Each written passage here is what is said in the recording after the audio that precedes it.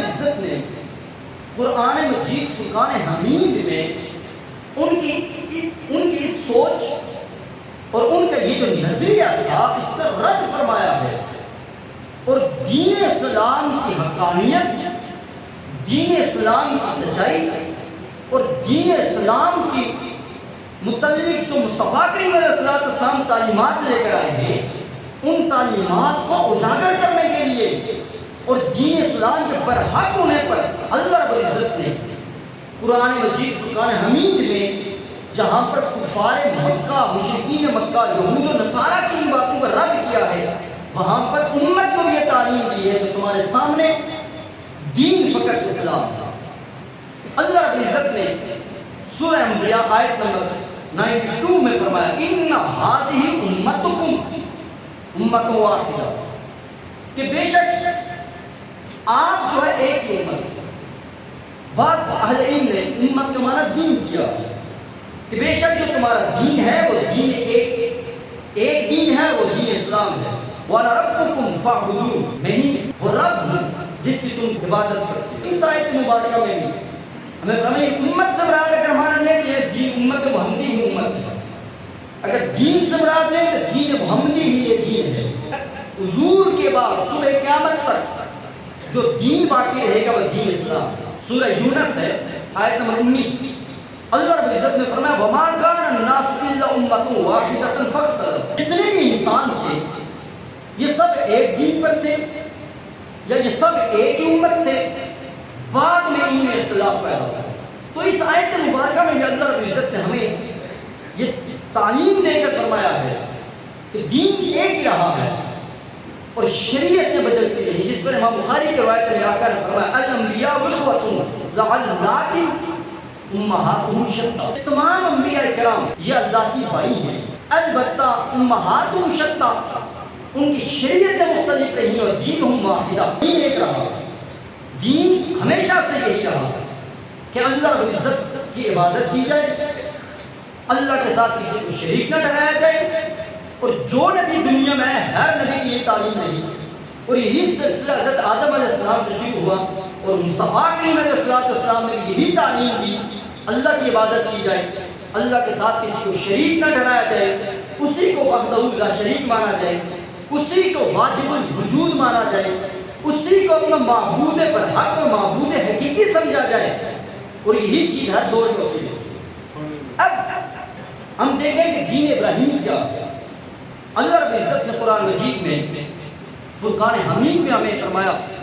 قد کانت لکم اسوۃ حسنۃ فی ابراہیم والذین معہ، اللہ رب العزت نے ہمیں فرمایا ہے کہ تمہارے لیے حضرت ابراہیم علیہ السلام کی زندگی آپ کے لیے عملی نمونہ ہے، اور جو لوگ ان کے پیروکار ہیں۔ اذ قالوا لقومهم انا براء منکم ومما تعبدون من دون اللہ، حضرت ابراہیم علیہ السلام نے تو اپنی قوم کو واضح فرمایا تھا، اپنے عزیز و قریب کو، اپنے رشتہ داروں کو فرمایا تھا کہ تم اگر غیر خدا کے سوا کسی کی عبادت کرو گے میں تم سب سے بری ہوں۔ پھر اللہ رب العزت نے فرمایا وَبَدَا بَيْنَنَا وَبَيْنَكُمُ الْعَدَاوَةُ وَالْبَغْضَاءُ، کہ حضرت ابراہیم علیہ السلام اور اس قوم کی جو غیر خدا کی عبادت کرتی رہی ان کے درمیان دشمنی، بغض اور عداوت انتہا کو پہنچی ہمیشہ رہی اس وقت تک حتیٰ تؤمنوا باللہ وحدہ، یعنی حضرت ابراہیم علیہ السلام نے اپنی قوم سے فرمایا کہ میری اور تمہاری دوستی کا معیار کیا ہے، تم اللہ کی عبادت کرو، دشمنی آبادن ہمیشہ رہے گی، یعنی کسی صورت میں بھی میرا اور آپ کا کمپرومائز نہیں ہو سکتا ہے جب تک آپ ایک اللہ کی عبادت نہیں کرتے۔ اب یہ آیت مبارکہ آج یہودی عیسائی جو یہ دنیا کو بابر کرانا چاہتے ہیں، اور ہندو کو بھی جو بتوں کی پوجا کرنے والے ہیں کہ سب ایک چھت کے نیچے بیٹھیں، ہم سب حضرت ابراہیم کی اولاد ہیں، لہذا ہم سب ایک دوسرے کے بھائی ہیں،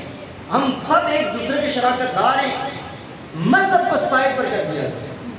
ہمیں صرف اور صرف یعنی اسلام کو کراس کیا جائے اور ڈائریکٹ حضرت ابراہیم علیہ السلام کی پیروی کر کے ہم سب ایک ہو جائیں۔ اب چونکہ حضرت ابراہیم کا نام اس وجہ سے استعمال کرتے ہیں، بنی اسرائیل کے انبیاء کے جد اعلیٰ حضرت ابراہیم علیہ السلام اور مسلمانوں کے ہمارے نبی پاک صلی اللہ علیہ وسلم کے حوالے سے جب خانہ کعبہ کی تعمیر کے بعد حضرت ابراہیم علیہ السلام نے دعا کی ربنا وابعث فیہم رسولا، جس پر میرے آقا نے خود فرمایا نا دعوت ابراہیم، یعنی اس حضرت ابراہیم علیہ السلام کی دعا کا مصداق میں آقا بھی ہمارا تعلق بھی حضرت ابراہیم سے ہے اور بنی اسرائیل کے انبیاء کا تعلق بھی حضرت ابراہیم علیہ السلام سے ہے۔ اب تقاضا تو یہ ہے کہ جو دین اسلام سب سے آسان بھی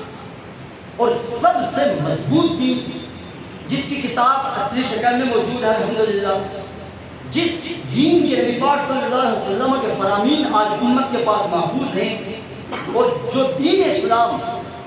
ہر آنے والے اور ہر گزرے ہوئے معاملات کا حل اس دین اسلام میں موجود ہے،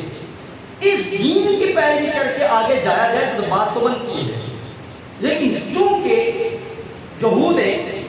اور انہیں سب سے زیادہ تکلیف جس بات سے وہ اسی بات سے ہے جسے اللہ رب العزت قرآن مجید میں بھی بیان فرمایا، یہ بغض و عداوت کی وجہ سے میرے نبی پاک پر ایمان نہیں لائے،